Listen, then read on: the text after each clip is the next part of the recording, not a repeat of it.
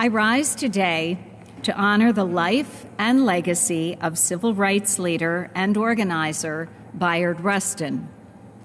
Born on March 17, 1912, in Westchester, Pennsylvania, located in my Chester County district, Rustin was involved in civil rights activism from a young age.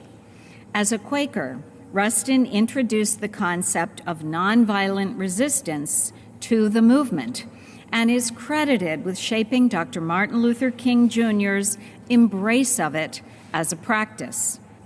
A brilliant strategist and organizer, Rustin planned the Journey of Reconciliation, the first of the Freedom Rides, and a model for the Freedom Rides of the 1960s. While most people remember the 1963 March on Washington for Dr. King's I Have a Dream speech, the iconic event did not just happen on its own.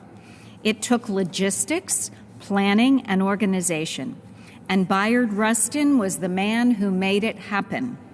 He brought the vision to life and made it a reality.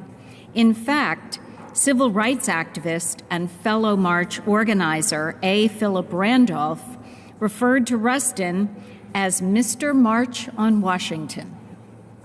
But because Rustin was openly gay, which in itself was an act of resistance at the time, his impact, legacy, and contributions to the movement went largely overlooked. It is not until more recently that Rustin's tireless efforts for human rights are finally getting the long overdue and well-respected recognition that they deserve. And if you have not yet seen the new Netflix biopic starring Coleman Domingo as Rustin, I hope you make it a point to watch. I was glad to attend the opening night of the film in Westchester with Rustin's surviving partner, Walter Nagel.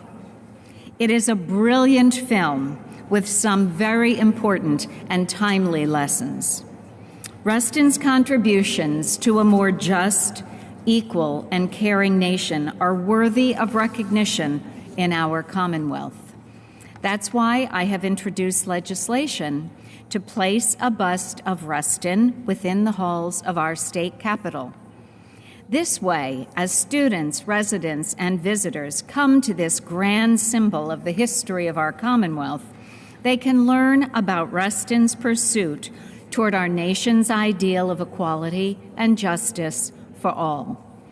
As we celebrate 112 years since Rustin's birth, let us recognize his immeasurable contributions to a better society, and let us share his work with generations to come. Thank you, and happy birthday, Bayard Rustin.